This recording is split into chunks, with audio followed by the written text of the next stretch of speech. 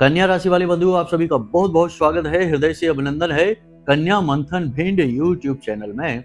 तो कन्या राशि वालों, जरा ध्यान से समझना, इस पूरे अप्रैल के महीने सोते समय अपनी तकिए के नीचे रखकर सोना, यह एक छोटी सी चीज बंधु, यह बहुत ही पुराना प्राचीन एक टोटका है, लेकिन यह टोटका बड़ा ही कारगर है।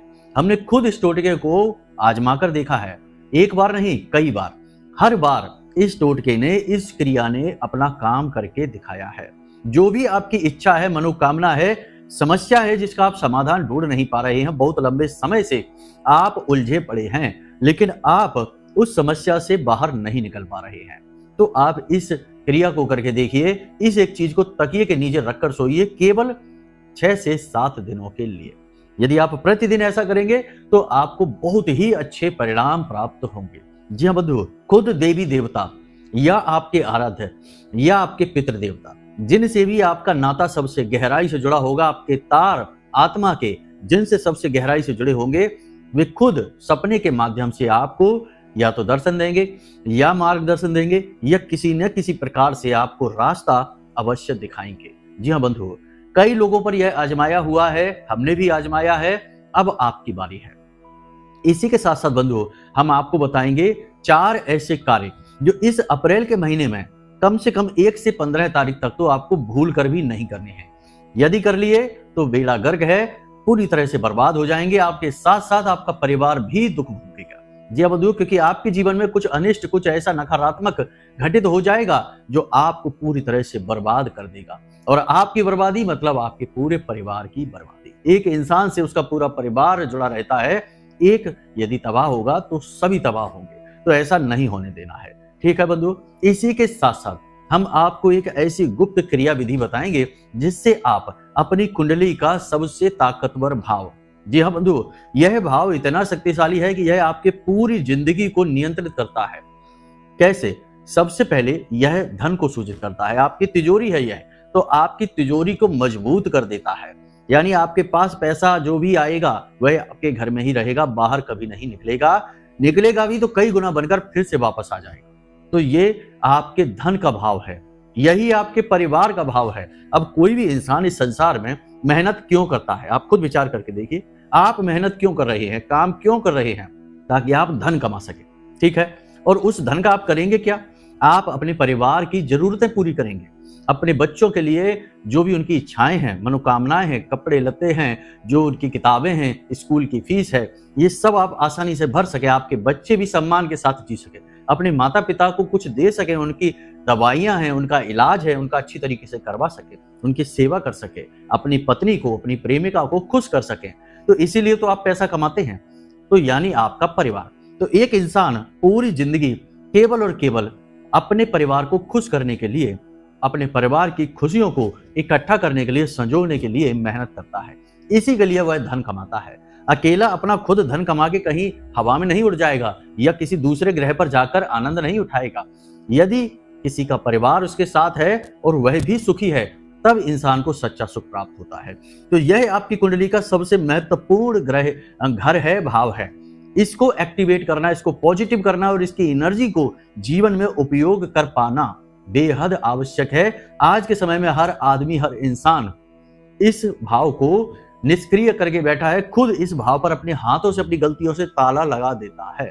फिर यही सवाल अक्सर हम जैसे लोगों से लोग पूछते हैं कि गुरुजी पैसा आता तो है लेकिन रुकता नहीं है, घर में कितना भी पैसा लेकर आ जाओ, सुख चैन नहीं है, शांति सुकून नहीं है, प्रेम नहीं है, घर में मनहूसियत का वातावरण बना रहता है, क्या करें कुछ समझ में नहीं आता, लाख मेहनत करने के बाद भी कामयाबी नहीं मिल रही है, जैसा सोचते हैं वैसा लाभ प्राप्त नहीं होता है, बहुत ही कम, बहुत ही नकारात्मक लाभ प्राप्त होते हैं, कुछ उपाय बताइए। तो यही है आपकी कुंडली का दूसरा भाव, किसी तरह से निष्क्रिय हो गया है या नेगेटिव हो गया है, इसे कैसे पॉजिटिव करेंगे, इसके विषय में आज चर्चा करेंगे। बहुत ही महत्वपूर्ण, बेहद ज्ञानवर्धक कार्यक्रम है, इसे अंत तक अवश्य देखना।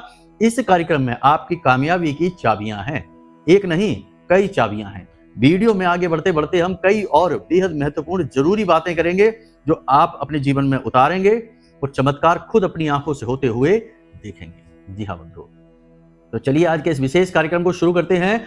सबसे पहले महामाई को याद करेंगे, क्योंकि उनको याद किए बिना तो कुछ भी शुरू कर पाना और सफलता हासिल कर पाना संभव नहीं है। तो महामाई को याद करेंगे, कमेंट बॉक्स में पूरे भक्ति भाव के साथ लिख डालिए, जय मां भद्रकाली कृपा करो।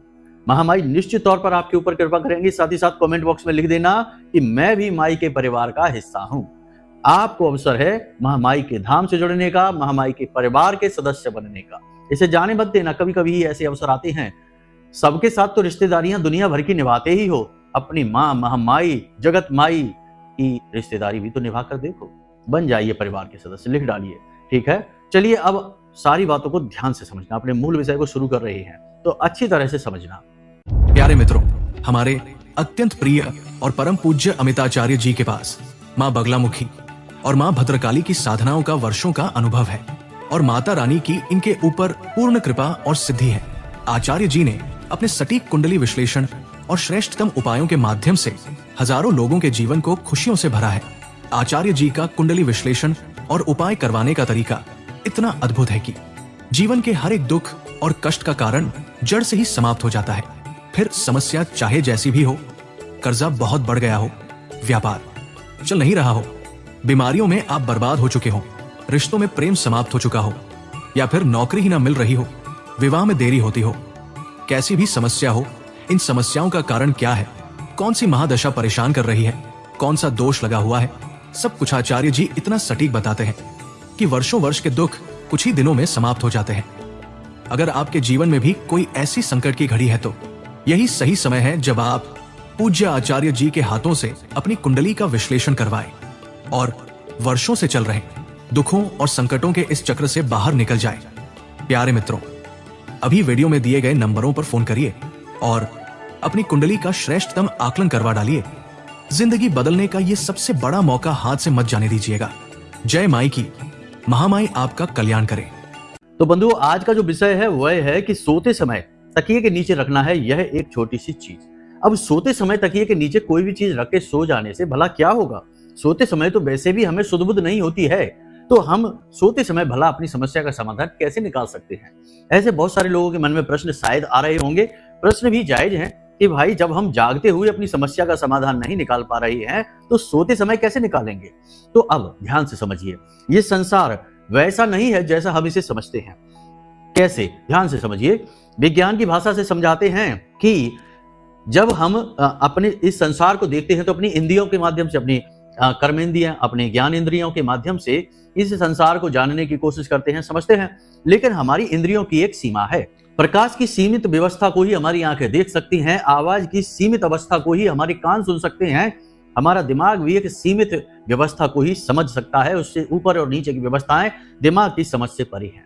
अब जिस वायरस और बैक्टीरिया की वजह से आप बीमार हो जाते हैं, कोई और बीमार हो जाता है, क्या वह वायरस और बैक्टीरिया हम अपनी आंखों से देख सकते हैं, अपने कानों से उसे सुन सकते हैं, महसूस भी कर सकते हैं? नहीं, वह हमारी सीमा से बाहर है। वह इतना सूक्ष्म है कि हमें ना तो समझ में आता है, ना दिखाई देता है। उसके लिए हमें उपकरणों की आवश्यकता होती है। तो इसी प्रकार हमारी इंद्रियों की सीमाएं हैं।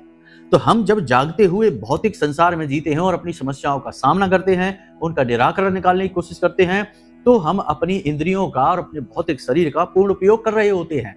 बंधुओं, ध्यान से समझते जाइए, यह बहुत ही महत्वपूर्ण विषय है और इस विषय में आपके प्रश्नों के, मन के सवालों के जवाब हैं, ताकि आप इस काम को पूरी निष्ठा के साथ करें।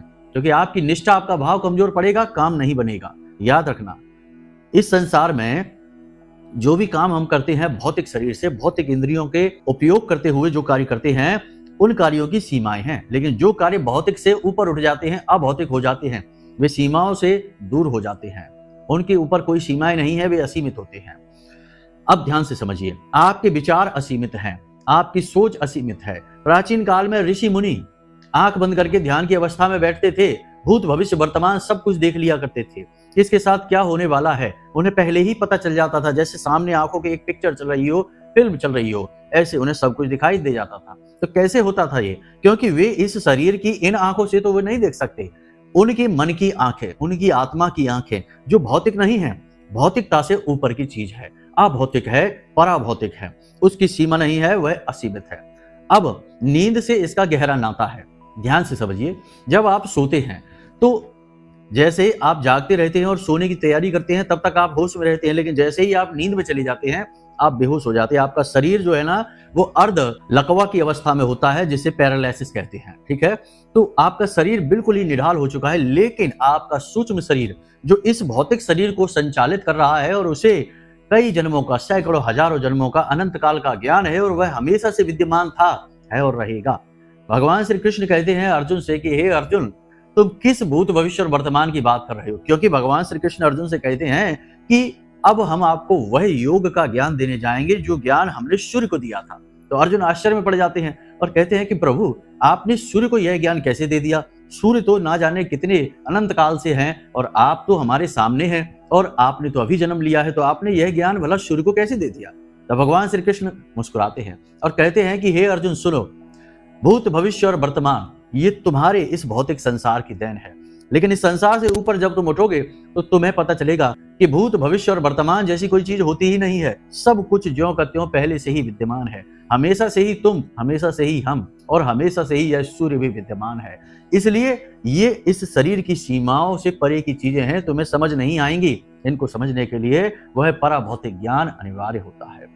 जब अर्जुन को कुछ भी समझ में नहीं आया तो अंत में भगवान ने अपना विराट स्वरूप दिखाया और उस विराट स्वरूप के लिए अर्जुन को दिव्य नेत्र दिए। दिव्य नेत्र से यहाँ पर मतलब है दिव्य समझ दी, जो इस संसार की नहीं, पराभौतिक संसार की समझ थी, जिससे अर्जुन ने भगवान के असली स्वरूप को जाना। विराट स्वरूप का मतलब होता है अनंत स्वरूप, जिसमें सब कुछ समाहित है, संपूर्ण ब्रह्मांड और ऐसे ना जाने कितने ब्रह्मांड भी समाहित हैं। वह स्वरूप दिखाया। तो उसके लिए नेत्रों की नहीं, समझ की आवश्यकता है। ये विषय को समझाने के लिए सारी बातें हम आपको बता रहे हैं। अब अपने मूल विषय पर आ जाते हैं। जब आप सोते हैं तो उस वक्त आपका सूक्ष्म शरीर इस शरीर से बाहर निकलता है और वह अनंत लोकों की यात्राओं पर निकलता है। तभी तो आपको कभी अपने पितृ पूर्वज दिखाई दे जाते हैं जो इस संसार में नहीं है, वे दिख जाते हैं। और कभी कभी भूत प्रेत पिशाच दिख जाते हैं, क्योंकि आप उन्हीं के लोकों में चले जाते हैं। और कभी कभी आपको देवी देवताओं के भी दर्शन हो जाते हैं कि भगवान विराजमान है अपने आसन में, या फिर भगवान ध्यान में लीन है, या सोए हैं, या कहीं खड़े हैं और आपको उनके दर्शन हो जाते हैं। कभी कभी किसी मंदिर के, कई बार ऐसा देखा गया है विज्ञान की नजर में, और आज के युग की बात बताते हैं कि कुछ लोगों ने सपना देखा किसी एक विशेष मंदिर का, और बाद में आगे भविष्य में वो उसी मंदिर में पहुंच गए दर्शन करने के लिए। तो उन्हें आश्चर्य होता है कि ये मंदिर तो हमने पहले कभी नहीं देखा, लेकिन इसे तो हमने पहले ही सपने में देख लिया था। तो ये सारी चीजें इसलिए होती हैं क्योंकि आपका सूक्ष्म शरीर इस भौतिक शरीर से बाहर निकलता है और यात्रा पर जाता है। अब यह जो यात्रा होती है यह आपके विचारों से संचालित हो सकती है, ये बात भी निश्चित है। तो अब आप ध्यान से समझिए, जैसे पुराने जमाने में लोग योग निद्रा का सहारा लेते थे, अपने जो धाम होता था, जो उनकी जगह होती थी, जहां वो जाना चाहते थे, जिससे संपर्क करना चाहते थे, उससे संपर्क करने के लिए या केवल गहरी मानसिक शांति को प्राप्त करने के लिए योग निद्रा का सहारा लेते थे। तो ऐसा ही कुछ है ये। ठीक है, आपको क्या करना है, ध्यान से समझिए।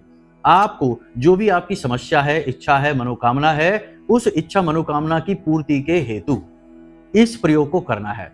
केवल 7 दिनों के लिए इस प्रयोग को करके देखिए। 7 दिन के अंदर अंदर आपकी इच्छा मनोकामना जो है वह आकार लेना शुरू कर देगी। हम नहीं कहते कि आपने अगर सोचा कि मेरे ऊपर 10 लाख का कर्जा है और कर्जा चुक जाए तो 7 दिनों के अंदर कर्जा चुक जाएगा। नहीं, ये बात गलत होगी। अगर हम आपसे ऐसा कह देंगे तो यह झूठ होगा, और झूठ हम नहीं कहेंगे। या फिर आपकी इच्छा मनोकामना है कि महंगी गाड़ी, बड़ा घर और सुंदर स्त्री से विवाह हो जाए, ये सारी आपकी इच्छाएं मनोकामनाएं हैं और 7 दिनों के अंदर ही सारी पूरी हो जाएंगी, ये कह देंगे तब भी झूठ होगा। ये बातें हम नहीं करेंगे, ये प्रपंच है। लेकिन आपका मार्ग स्पष्ट हो जाएगा, विचार स्पष्ट हो जाएंगे, आपकी जिंदगी में आपकी इच्छा मनोकामनाएं आकार लेना शुरू कर देंगे।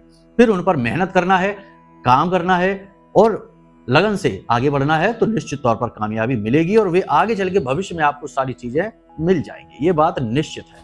ठीक है, तो यहां से आपको क्या करना है, ध्यान से समझिए। एक ताला और एक चाबी, बस इतना सा प्रयोग है। ताला और चाबी को आपको अपने तकिए के नीचे रखकर सोना है। कैसे सोना है, ध्यान से समझिए। आपको एक नया ताला लेकर आना है, बाजार से जाना, छोटा सा भी ला सकते हैं, बड़ा भी ला सकते हैं, कोई समस्या नहीं है, ताले का कोई फर्क नहीं पड़ता। छोटा सा ताला एक लेकर आइए बाजार से, उस ताले को लाकर अपने पूजा घर में रख दीजिए। ठीक है, भोलेनाथ के चरणों में रखेंगे।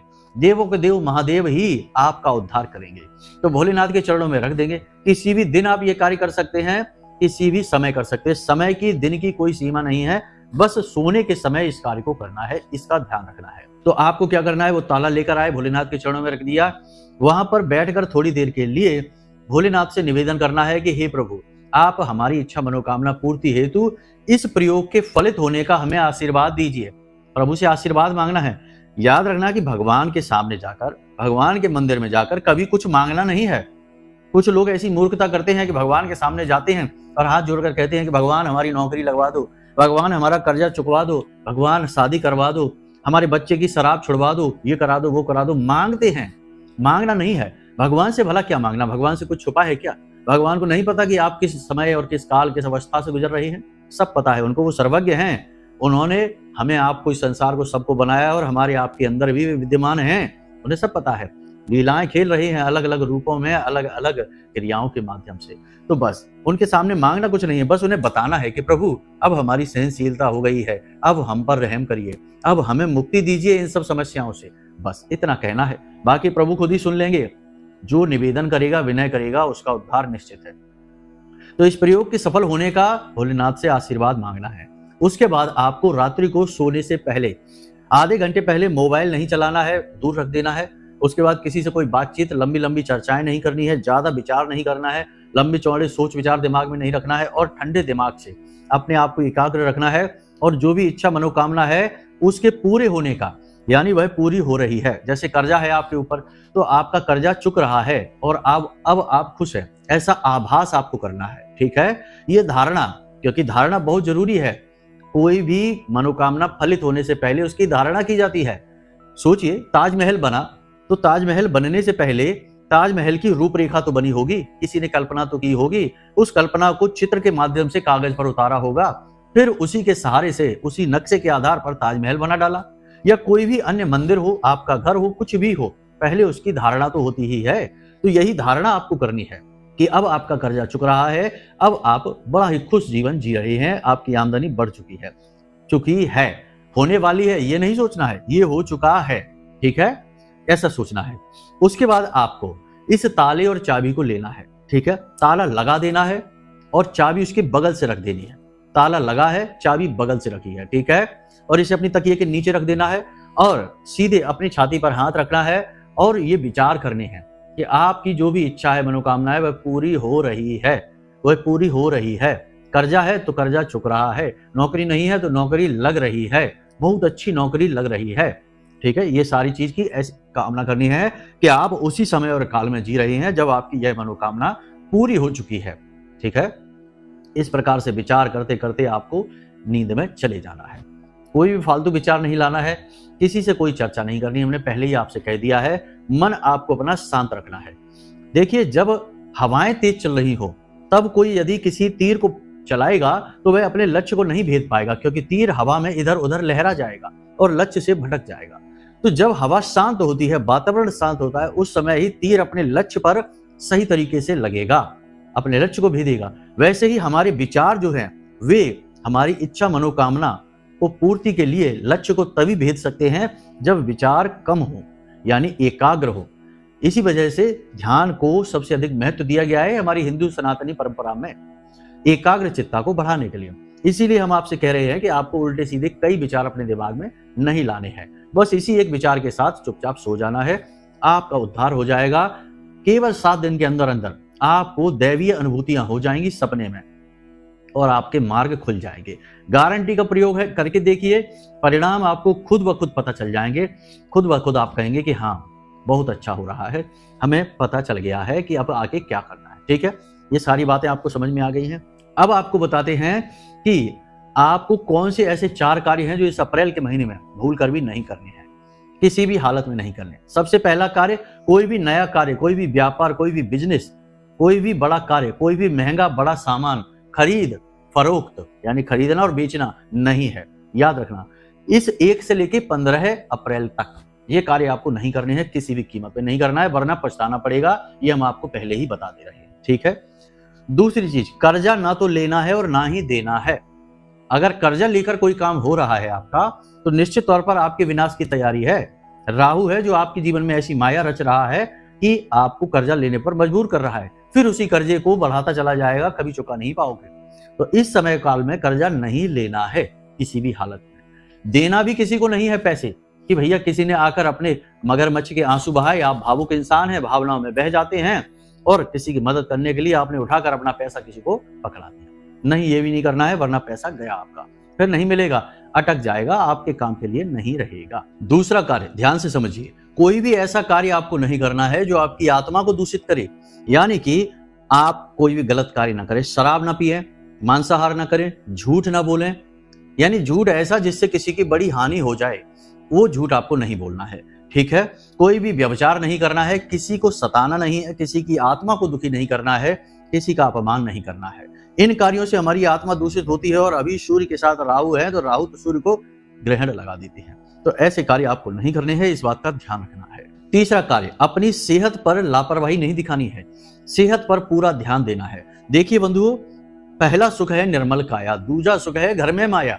तो पहला सुख है निर्मल काया। अक्सर हमने देखा है, अब यहाँ पर दूसरे भाव की बात आ रही है। दूसरा भाव आपका कैसे निष्क्रिय हो जाता है। अक्सर हमने लोगों को देखा है आसपास समाज में कि लोग अपनी सेहत के बारे में सबसे कम ध्यान देते हैं। यानी कि जो गाड़ी खरीदेंगे बाजार से, उसमें पेट्रोल सोच समझकर डलाएंगे, पेट्रोल की गाड़ी में डीजल नहीं डलाएंगे, मिट्टी का तेल नहीं डलाएंगे, या फिर उसके जो पार्ट्स होंगे, जो उसकी सर्विस होगी, वो बहुत अच्छी कराएंगे। लेकिन जब अपने शरीर का नंबर आता है तो लोग भयंकर लापरवाह हो जाते हैं, कूड़ा कचड़ा जैसा खाना खाते हैं और बेहद ही खराब जीवन दिनचर्या जीते हैं। शरीर को हर तरीके से नुकसान करने की पूरी कोशिश प्रयास करते हैं, इसी में लगे रहते हैं कि यह शरीर हर तरफ से टूट जाए। तरह तरह के नशे कर रहे हैं, कोई तंबाकू खा रहा है, कोई धूम्रपान कर रहा है, कोई ना जाने क्या क्या उल्टी सीधी चीजें। तो सबसे बड़ी बात यहाँ पर यह आती है कि आपको अपनी सेहत का ख्याल रखना है। जब आपकी सेहत मजबूत होगी तो आपके अंदर आत्मबल उत्पन्न होगा, गुस्से को सहन करने की क्षमता आएगी, हानि लाभ को सहन करने का बल बढ़ेगा। और जब आपके अंदर बल बढ़ेगा तो आप अपनी इंद्रियों को भी काबू कर पाएंगे। और याद रखना कि यदि आप अपनी इंद्रियों को ही काबू नहीं कर पा रहे हैं, केवल इंद्रियों की लोलुपता के लिए, उनकी ही आपूर्ति के लिए जी रहे हैं, तो आपका दूसरा भाव कुंडली का कभी पॉजिटिव नहीं हो सकता, हमेशा नेगेटिव ही रहेगा। क्योंकि इस भाव के स्वामी शुक्र हैं और गुरु इसके कारक हैं। यानी कि ज्ञान और बुद्धि दोनों ही आपको चाहिए हर हाल में इस भाव को सक्रिय करने के लिए, और ये उत्पन्न होते हैं आत्मिक बल से। हम यहाँ शारीरिक बल की बात नहीं कर रहे हैं, आपको कसरत नहीं करनी है, लंबा चौड़ा तगड़ा शरीर बनाने की बात नहीं हो रही है। एक दुबले पतले स्वस्थ शरीर का भी आत्मबल बहुत ऊंचा हो सकता है, तो हम यहाँ उसी की बात कर रहे हैं। तो सबसे महत्वपूर्ण बात यह है कि अपने स्वास्थ्य पर ध्यान दो, बहुत ज्यादा जरूरी है। यह पहला सुख कहा गया है हमारे शास्त्रों में, हमारी हिंदू परंपरा में, तो इसका ध्यान दीजिए। ठीक है, अब चौथा कार्य बंधु ध्यान से समझिए। चौथा कार्य है धर्म से जुड़ने का। ऐसा कभी मत करना कि अपने देवी देवताओं का अपमान कर दिया, अपनी आत्मा को दूषित कर दिया। अपने देवी देवताओं का अपमान, अपने पुरखे पूर्वजों का अपमान, अपने माता पिता का अपमान और अपने धर्म ग्रंथों का अपमान। आजकल यह फैशन बन चुकी है, यह माहौल बन गया है। आसपास हमारे ऐसे विधर्मी अधर्मी लोग फैल चुके हैं जो फैशन समझते हैं इन चीजों का, कि अपने देवताओं का अपमान करो, उनका उपहास करो, धर्म ग्रंथों की बातें जो लिखी हैं उनका उल्टा सीधा मतलब निकाल कर कुछ भी दुष्प्रचार कर डालो। तो ये सारी चीजों में आपको बहुत ही व्यवहारिक होना है, बहुत ही प्रैक्टिकल होकर सोचना है, और इन चीजों को कभी भी अपमानित नहीं करते हैं। ऐसा करते ही आपके कर्म बिगड़ जाते हैं और आपकी फिर क्रिया शक्ति कमजोर पड़ जाती है, फिर आपके लाख प्रयास करने पर आपको फल प्राप्त नहीं होंगे। अब याद रखना बंधुओं, बहुत से लोग ये कहते हैं कि कर्म की शक्ति, हम तो काम करेंगे, कर्म करेंगे, हमें क्यों सफलता नहीं मिलेगी। तो कर्म तो सभी कर रहे हैं, फिर सफलता सबको क्यों नहीं मिल रही। बहुत सारे ऐसे लोग हैं जो पूरे दिल से पूरा जोर लगाकर मेहनत कर रहे हैं और सब कुछ अच्छा है उनके पास, फिर भी कहीं ना कहीं कुछ ना कुछ एक ऐसी कमी है उनके अंदर जिसकी वजह से उनका कर्म बिगड़ रहा है, तो उनकी क्रिया शक्ति का उन्हें फल ही नहीं मिल रहा। व्यापार करते हैं, घाटा हो जाता है, पैसे ले लेते हैं तो दे ही नहीं पाते हैं, हर जगह रिश्ते नातों में परेशानी ही परेशानी है, तो ऐसे लोग बड़े दुखी हो जाते हैं। तो फिर ये क्यों होता है? तो ये इसीलिए तो होता है क्योंकि कहीं ना कहीं उनका कर्म बिगड़ गया है, जिसकी वजह से क्रिया शक्ति फलित नहीं हो रही। और एक बात याद रखना, कड़वा सच है लेकिन बिल्कुल सत्य है, केवल मेहनत कर लेने से यदि कामयाबी मिलती तो दुनिया का हर लेबर, मजदूर और कारीगर अरबपति करोड़पति होता, क्यों फालतू में दुख भरा जीवन जी रहा होता। मेहनत करने से कामयाबी नहीं मिलती है, दोनों चीजें होनी चाहिए, भगवान की कृपा और आशीर्वाद और आपकी मेहनत, तब कामयाबी मिलती है। अधूरा ज्ञान हमेशा खतरनाक होता है। तो समाज में इसी का तो दुष्प्रचार हुआ है, अधूरा ज्ञान फैला दिया गया है कि हम तो कर्म करेंगे, मेहनत करेंगे, ये करेंगे, वो करेंगे, लेकिन सब कुछ कर लिया तब भी कुछ हो नहीं पा रहा। अब रोते घूम रहे हैं, अपनी कुंडली लेकर घूम रहे हैं। और कुंडलियों में क्या है? उपाय हैं ग्रहों के आधार पर कि आपकी दुर्बुद्धि क्यों हुई है, किस ग्रह की वजह से हुई है। उपाय बता दिए, उपाय वैदिक हैं, भगवान से जोड़ने वाले हैं, और उन उपायों को करने से आत्मा शुद्ध हो गई, कर्म शुद्ध हो गया और आपका उद्धार हो गया। यही तो है। तो पहले ही ऐसा रहिए, भगवान से जुड़कर रहिए, कर्म को शुद्ध रखिए। जरूरत ही नहीं पड़ेगी कि कोई अनिष्ट ग्रह आकर आपके जीवन को नरक बना जाए। इसका ध्यान रखना है। अंत में सबसे महत्वपूर्ण बात कि कोई भी भिखारी आपके दरवाजे से खाली हाथ वापस ना लौटे। ये सबसे महत्वपूर्ण बात है, इसे ध्यान रखना है। लोग अक्सर यह करते हैं कि भिखारियों को नीची नजर से देखने लगते हैं। कोई अगर आप जैसे कहीं खाना खा रहे हैं, सड़क के किनारे ही खा रहे हैं, कोई आपसे आकर मांगने लगे कि कुछ खाने को दे दो, भूख लगी है, या फिर आपके दरवाजे पर आकर कोई आपसे भीख मांगे कि कुछ खाने को दे दो या कुछ पैसे दे दो, कुछ दे दो, तो लोग उसको बड़ी नीची नजर से देखते हैं। हमें आश्चर्य होता है कि भाई इसको नीची नजर से क्यों देख रहे हो? ये आपके दरवाजे पर आकर भीख मांग रहा है, आपका मान बढ़ा रहा है, आपको इज्जत दे रहा है, आपको किसी लायक समझ रहा है। और इस दुनिया में ऐसा कौन है जो भिखारी नहीं है? हर इंसान, हर व्यक्ति कहीं ना कहीं भीख ही मांग रहा है। आप भगवान के यहाँ जाकर भीख मांगेंगे, ये आपके यहाँ भीख मांग रहा है, तो इसमें और आप में कोई अंतर नहीं है। तो हमेशा अपने असली स्वरूप को याद रखना। हर इंसान कहीं ना कहीं भिखारी ही है। तो किसी भिखारी को देखकर उसे नीची नजरों से कभी मत देखना। वह आपका समकक्ष ही है, बस आपका और उसका स्तर अलग है। आपने अच्छे कपड़े पहन रखे हैं, आपके पास अच्छा घर है, उसके पास ये सब नहीं है। लेकिन भगवान का क्या पता, किसी दिन अपनी छड़ी घुमाएं, आशीर्वाद दें और उल्टा हो जाए कि आपके पास से ये सारी चीजें चली जाएं और उसके पास आ जाएं। उसके पास अच्छा घर, अच्छी गाड़ी और अच्छे कपड़े हो जाएं और आप सड़क पर खड़े दिखाई दें। भगवान का क्या है? रातों रात भिखारी बना देना और रातों रात भिखारी को राजा बना देना। राजा हरिश्चंद्र के साथ क्या हुआ था? यही तो हुआ। तो मत भूलिए सच्चाई को, मत भूलिए अच्छाई को। यही तुम्हारी आत्मा को शुद्ध करता है और तुम्हें आगे ले जाता है। और तुम्हारी कुंडली का दूसरा भाव आपकी सच्चाई और अच्छाई पर ही निर्भर है। इन बातों को याद रखना है, क्योंकि गुरु इसके कारक है। और गुरु कौन है? गुरु है ज्ञान, श्रेष्ठता, उत्तम चरित्र गुरु हैं। तो इन्हें आपको एक्टिव करना होगा। तो यहां तक सारी बात आपने समझ ली है। कैसे आप अपनी कुंडली को सुधार सकते हैं, दोष समाप्त कर सकते हैं और कैसे अपनी इच्छा मनोकामना पूरी कर सकते हैं, इसके विषय में भी आपको हमने बता दिया विस्तार से। अब भी यदि कोई मन में प्रश्न उठे या अपनी कुंडली का विश्लेषण कराना हो तो नंबर वीडियो में दिया है, उस पर फोन कर लेना। फोन करेंगे, जो भी आपकी मन के प्रश्न होंगे, सवाल के जवाब आपको मिलेंगे। कुंडली का विश्लेषण कराना है तो वो हम स्वयं आपको करके आपकी कुंडली का जो भी दोष है और निवारण है, उपाय हैं, बता देंगे। आपकी जिंदगी पूर्ण रूप से बदल जाएगी और ईश्वर की कृपा और आशीर्वाद आपके जीवन में आ जाएगा। ठीक है, तो चलिए बंधु, आज के इस कार्यक्रम को यहीं विराम देते हैं। हमेशा हंसते रहिए, मुस्कुराते रहिए, सकारात्मक रहिए और महामाई पर अपनी आस्था और विश्वास बनाकर रखिए, क्योंकि आपका उद्धार तो वहीं से होना है। तो चलिए प्रेम से बोलिए, जय माई की। महामाई आपका कल्याण करे। धन्यवाद। हमारे प्रिय और परम पूज्य आचार्य जी ने अपनी साधनाओं के अनुभवों पर आधारित शक्तिशाली उपाय और क्रियाओं के माध्यम से हजारों लोगों के जीवन को पूरी तरह से बदला है। आचार्य जी के द्वारा बताया गया हर एक उपाय इतना सटीक और कारगर होता है कि जो भी इसे पूरे भाव के साथ कर लेता है, उसे साक्षात महामाई की कृपा और आशीर्वाद प्राप्त हो जाती है। इसलिए निसंकोच इन उपायों को पूरे भाव के साथ करिए, आपका कल्याण होगा। जय माई की।